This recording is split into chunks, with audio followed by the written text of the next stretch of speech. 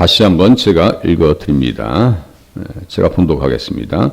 그때 천국은 마치 등을 들고 신랑을 맞으러 나간 열처녀와 같다 하리니 그 중에 5은 미련하고 5은 슬기 있는 자라. 미련한 자들은 등을 가지되 기름을 가지지 아니하고 슬기 있는 자들은 그릇에 기름을 담아 등과 함께 가져갔더니 신랑이 더디 오므로 다 졸며 잘새 밤중에 소리가 나되 보라 신랑이로다 맞으러 나오라 하매 이에 그 처녀들이 다 일어나 등을 준비할세 미련한 자들이 슬기 있는 자들에게 이르되 우리 등불이 꺼져가니 너희 기름을 좀 나눠 달라 하거늘 슬기 있는 자들이 대답하여 이르되 우리와 너희가 쓰기에 다 부족할까 하노니 차라리 파는 자들에게 가서 너희 쓸 것을 사라 하니 그들이 사러 간 사이에 신랑이 오므로 준비하였던 자들은 함께 혼인잔치에 들어가고 문은 닫히니라. 그 후에 남은 처녀들이 와서 이르되 주여 주여 우리에게 열어주셔서 대답하여 이르되 진실로 너희에게 이르노니 내가 너희를 알지 못하노라 하였느니라. 그런즉 깨어있으라.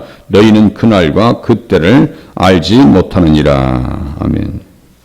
25장은 말씀드린 것과 같이 마지막 때를 어떻게 준비할 것인가. 등불에 기름을 가지고 준비해라. 달란트 비유를 통해서는 직분을 잘 감당해라. 달란트에서 탤런트가 나옵니다. 직분을 잘 감당하라. 또 양과 염소의 비유를 통해서는 어떤 사람이 되어야 할 것이고 어떠한 사람으로 살 것인가에 대한 답을 주십니다. 그러니까 주님 말씀대로만 살면은 주님 만나는데 지장이 없더라. 그런데 주님 말씀대로 준비하지 아니하면 미련한 여인과 같이 버림받을 수밖에 없다라고 하는 사실을 아셔야 됩니다. 지금 신랑을 맞으러 나간 열처녀, 이 관계는요, 잠깐 지나가면서 얘기하고 말았는데요, 들러리입니다. 저 신부의 들러리예요. 그러니까 여기 상황에서는 직접 신부가 아니고 들러리적인 상황이다. 이렇게 이야기하시면 돼요. 그러니까 같이 보셔도 나쁘지 않은데요. 일단은 그 결혼식 잔치를 준비하고 옆에서 역할해주는 그런 사람이다. 이렇게 이해하시면 됩니다.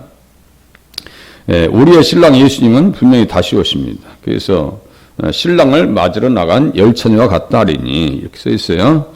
유대인들은 성인이 되면 결혼할 수 있었고 1년의 정원 기간을 갖는데 이때 남자는 여자에게 선물을 준다. 어제 말씀드렸어요. 성령, 구원, 믿음, 의를 우리에게 선물로 주셨습니다. 그러니까 신부의 들러리랑 같이 보셔도 나쁘지 않다고 말씀드렸어요. 같이 보셔도 돼요. 그래서 예수님께서 그가 위로 올라가실 때 부활이시죠. 올라가실 때 사로잡혔던 자들을 사로잡으시고 사람들에게 선물을 주셨다 하였도다. 선물은 도마라고 그랬어요. 도마. 구하라 찾으라 두드리라. 그 문맥 속에서 그 선물을 좋은 것이라고 얘기합니다. 좋은 것. 그러니까 기도하는 자에게 하나님께서 성령으로 충만하게 하시더라.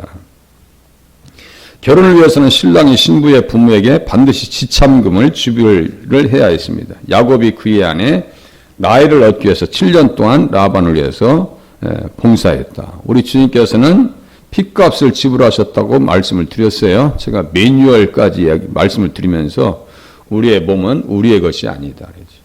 역할을 잘 감당해야죠. 축구선수가 해외에서 거액의 몸값을 들여서 그 사람을 자기 구단으로 초청했는데 골을 넣지 못한다. 그러면요 금방 퇴출당합니다.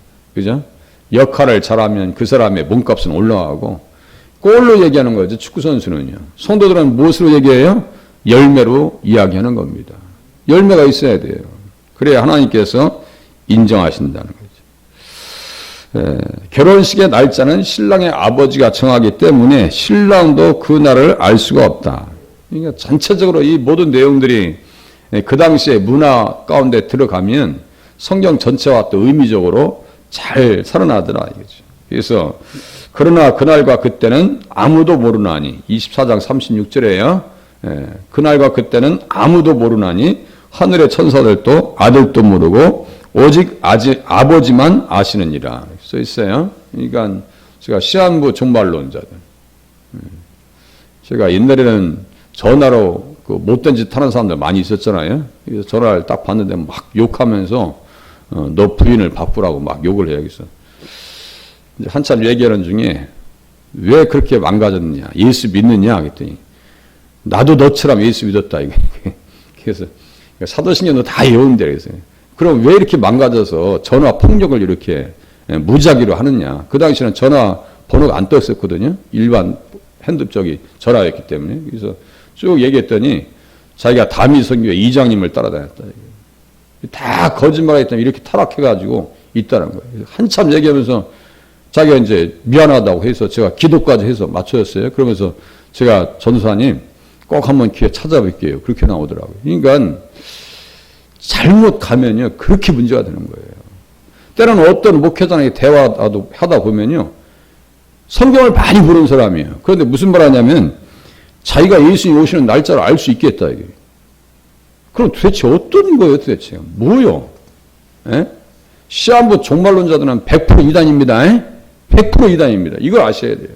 92년 10월 28일 얼마나 많이 붙여놨었어요. 그거 하나 떼서 내가 보관할까 했었는데 지금 보관해도 나쁘지 않았는데 이런 생각이 들어요. 이게 뭐 교육 자료로 좋은 자료였었는데요. 그래서 예수님 맞이하기 위해서는 우리는 어떠한 사람이 되어져야 돼요? 슬기 있는 자가 되어져야 된다. 2절 보세요. 그 중에 5은 미련하고 5은 슬기 있는 자라. 그래서 이들은 신랑이 신부를 맞이할 수 있도록 준비해 주어야 했다.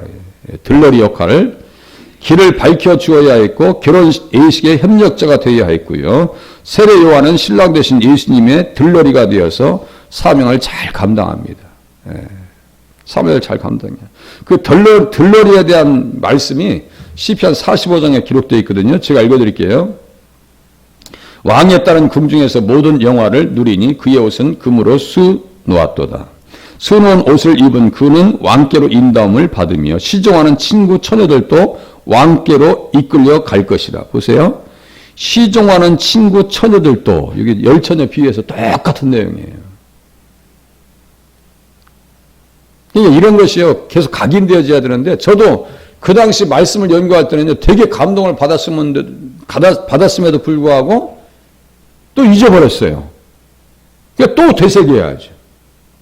교육은 반복과 심화입니다. 계속해서 반복해서 듣고 또 들어야 되는 거예요. 다시 읽어드릴게요. 왕에 따른 궁중에서 모든 영화를 누리니 그의 옷은 금으로 수 놓았도다. 왕에 따라요. 예수님 신부죠. 수놓은 옷을 입은 그는 왕께로 인도함을 받으며 시종하는 친구 처녀들도 왕께로 이끌려 갈 것이다. 그러니까 시종을 잘하면 슬기 있게 신앙생활을 해서 협력자가 되고 도와주는 사람이 되면 어떻게 간다고요? 왕께로 이끌려 갈 것이다. 그러니까 똑같은 거예요. 신부와 들러리가 같이 천국에 들어가더라는 얘기죠. 요한복음 3장에 있는 것과 같이 신부를 취하는 자는 신랑이나 서서 신랑의 음성을 듣는 친구가 크게 기뻐하나니 나는 이러한 기쁨으로 충만하였노라. 세례 요한의 모습이거든요. 자기를 들러리로 얘기합니다. 그렇게 하고 그는 흥하여야 하겠고 나는 쇠하여야 하리라 하니라. 그는 흥하여야 하겠고 나는 쇠하여야 하리라. 쇠한다라고 하는 것의 원어적인 뜻이 뭐냐면요. 체면을 손상시키다, 체면이 손상당하다 이런 뜻입니다. 제가 자주 얘기하죠. 자존심 챙기려고 교회 다니는 게 아니에요. 자존심과의 싸움입니다. 교회는. 조금만요. 자존심 상하면요. 못 견뎌 하시더라고. 보니까. 너무너무 못 견뎌 하시요. 그게 훈련이 부족했대서 그런 겁니다. 기도해도요. 그냥 중구난방식으로 기도해서 그런 거예요. 우리가 정말 내 믿음이 자존감이 강하면요. 자존심 때문에 흔들릴 일이 없어야 되는 거예요. 다시요. 내가 믿음이 하나님 앞에 내 자녀된 확신이 너무나 확실하면요. 십자가를 쳐야죠. 자기 십자가를 쳐야죠. 자기 때문에 무너지는 경우가 너무너무 많아요. 어떻게 그런 말을 할 수 있느냐. 제가 볼 때는 잊지도 않은 얘기예요. 그래서 참 어렵구나. 참 어렵구나. 요한은요, 어려서부터 준비된 사람입니다. 요한은 신랑 예수님과 신부 교회가 만날 수 있도록 최선을 다한 사람이에요. 어려서부터요. 이 아이여 네가 지극히 높으신 이의 선지자라 일컬음을 받고 주 앞에 앞서가서 그 길을 준비하여 주의 백성에게 그 죄사함으로 말미암는 구원을 알게 하리니. 얼마나 들러리 역할을 잘해요. 예? 구원을 알게 하리니. 또 이튿날 요한이 예수께서 자기에게 나오심을 보고 이르되 보라 세상 죄를 지고 가는 하나님의 어린 양이로다. 얼마나 역할을 잘해요. 교회가 성도들이 세례 요한과 같은 역할을 할 수 있다면요, 그 사람은 주님 앞에 인정받는 사람이고요, 쓰임받을 수 있는 사람입니다. 요한은 켜서 비치는 등불이래요. 등불이래요. 눈이 밝았죠. 왜 그럴까요? 그 안에 누구로 충만해요? 예수로 충만하잖아요. 보라 세상 죄를 지고 가는 하나님의 어린 양이로다 라고 이야기할 수 있는 정도면 그 안에 예수로 어느 정도 충만한 줄 아시겠죠? 모태에서부터 충만함을 받는데요. 모태에서부터. 내가 전에 말하기를 내 뒤에 오는 사람이 있는데 나보다 앞선 것은 그가 나보다 먼저 계심이라 한 것이 이 사람을 가리킴이라. 나도 그를 알지 못하였으나 내가 와서 물로 세례를 베푸는 것은 그를 이스라엘에 나타내려 함이라. 이스라엘은 예수님의 신부입니다. 잘 나타내게 하려고. 다시 오실 우리 신랑 예수님을 맞이하기 위해서는요, 슬기 있는 자가 되셔야 됩니다. 그래서 지혜로, 슬기 있다라는 말과 지혜로 말이 같은 말입니다. 그래서 마태복음 7장에 보면 나더러 주여 주여 하는 자마다 다 천국에 들어갈 것이 아니요 쭉 하면서 누구든지 나의 이 말을 듣고 행하는 자는 그 집을 반석 위에 지은 지혜로운 사람 같다 그랬어요. 지혜로운 사람, 이 사람이 누구예요? 슬기 있는 자. 똑같은 뜻입니다. 단어가 같아요. 그러니까 말씀을 듣고 반석 위에 지은 지혜로운 사람 같다. 말씀을 듣고 행하는 자. 반면에 어리석은 사람은 누구예요? 나의 이 말을 듣고 행하지 아니하는 자. 좀 전에 말씀드렸어요. 자기가 강화되어지면 믿음이 아닙니다. 예? 듣고도 행하지 아니에요. 그 집을 모래 위에 지은 어리석은 사람과 같으니, 여기 미련하다는 맛이 똑같은 말씀이에요. 미련하다는. 그러니까 슬기 있는 사람은 어떤 사람이에요? 말씀을 듣고 행하기 위해서 기도하시는 분이 되실 수 있기를 바랍니다. 제가 사무실을 이쪽으로 옮겼기 때문에 영상 편집을 새벽에 이제 아예 예배 끝나고 바로 가서 할 거예요. 예전엔 그 시스템이 사택에 있었기 때문에 6시 10분이면 제가 안 올라갈 수가 없었어요. 최소 20분 전에는 올라가서 영상 편집을 해놓고 성도님들에게 7시에 보냈어요. 지금 서재소에서 할 거니까요, 충분히 기도하시고 가시기 바랍니다. 제가 늘 마음에 걸리는 것이 제가 불켜놓으면 가라고 하는 뜻이라고 하는 메시지가 들어가 있기 때문에 그냥 기도하다가 가셨는데, 오늘부터는 편안하게 기도하시다 가실 수 있기를 바랍니다. 무엇을 위해서 기도하시라고요? 순종을 위해서 기도하시기 바랍니다. 순종을 위해서 그렇게 해서. 세례 요한은요, 성령 충만하였기에 예수님을 신부된 백성에게 소개할 수가 있었습니다. 소개할 수 있었어요. 사도행전 13장 25절에 보니까요, 요한이 그 달려갈 길을 마칠 때 말하되 너희가 나를 누구로 생각하느냐? 나는 그리스도가 아니라. 세례 요한과 그리스도 예수님과의 그 관계는요, 그 당시에 쌍벽을 이루었습니다. 세례 요한을 예수님으로 착각할 정도로, 야, 세상 사람들이 나를 누구라 하더냐? 더러는 엘리야하고 더러는 세례 요한이라고 합디다라고 할 정도면 세례 요한의 인기가 어느 정도인지 아시겠죠? 근데 세례 요한은요, 전혀 그런 마음이 없었어요. 달려갈 길을 마칠 때 말하되 너희가 나를 누구로 생각하느냐? 나는 그리스도가 아니라. 세례 요한의 이야기입니다. 나는 그리스도가 아니야. 그 뒤에 오시는 이가 있으니 나는 그의 발에 신발끈을 풀기도 감당하지 못하리라. 이런 충직한 일꾼으로 거듭나실 수 있기를 바랍니다. 절대로 주님 앞에서요, 낮아지셔야 돼요. 낮아지셔야 됩니다. 또 지혜로운 삶을 살기 위해서는 뭐예요? 3절 보세요. 미련한 자들은 등을 가지되 기름을 가지지 아니하고 슬기 있는 자들은 그릇에 기름을 담아 등과 함께 가져갔더니. 기름의 일반적인 뜻은 뭐예요? 성령님입니다. 성령님이에요. 기름, 성령이 없으면요, 신앙생활을 온전히 할 수가 없습니다. 기름이 있어야 신앙생활이 가능해요. 자, 유다서 1장 18절과 19절 읽어드릴게요. 그들이 너희에게 말하기를 마지막 때 자기의 경건하지 않은 정욕대로 행하며 조롱하는 자들이 있으리라 하였나니 이 사람들은 분열을 일으키는 자며 육에 속한 자며 성령이 없는 자라 그랬어요. 분열자, 이단자들은요 성령이 없는 자들입니다. 특별히 그 사람들의 내면을 보면요 경건하지 아니하고 정욕대로 행한다 그랬어요. 경건하지 아니하고 정욕대로 행한다. JMS 보니까요 10,000명을 성폭행하는 목적을 채웠대요. 제가 영을 분별하는 방법은 우리가 무슨 눈 감고 이런 것이 아니라고 그랬죠. 십계명을 가지고 들이대는 거예요. 불법을 행하는 자들아 내게서 떠나라 그랬죠. 그죠? 십계명을 갖다 들이대보세요. 다른 영, 다른 복음, 다른 예수의 사람들입니다. 십계명이 제1계명이죠. 정욕대로 갔어요. 간음을 행합니다. 예, 정확하게 영 분별을 그렇게 하셔야죠. 십계명을 갖다 들이대세요. 누구에게도 들이대셔야 돼요? 자기 자신에게도 들이대시면서 내가 영이 건강한가 건강하지 아니한가를 분별하는 것도 나쁘지 않습니다. 성령이 없으면 육에 속한 자이기 때문에 절대로 천국에 들어갈 수가 없다 이 말씀이에요. 신랑이 신부의 집에 도착했을 때 나팔 소리와 함께 찾아옵니다. 나팔 소리와 함께 찾아옵니다. 예. 다 졸며 잤지만 지혜로운 처녀들은 밤중에 들려오는 소리를 듣고 신부의 집, 그 장소 그 시간에 신랑을 맞이합니다. 반대로 어리석은 처녀들은 신부의 집을 떠났기에 신랑을 맞이하지 못합니다. 보세요.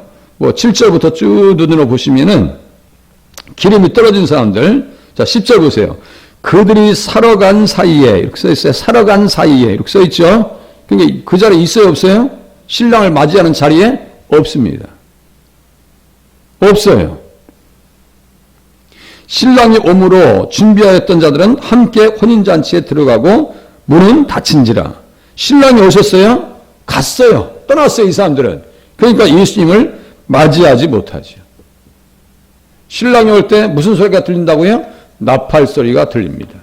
복음의 나팔 소리를 잘 들으셔서 마지막 나팔 소리를 들을 수 있으실 수 있기를 바랍니다.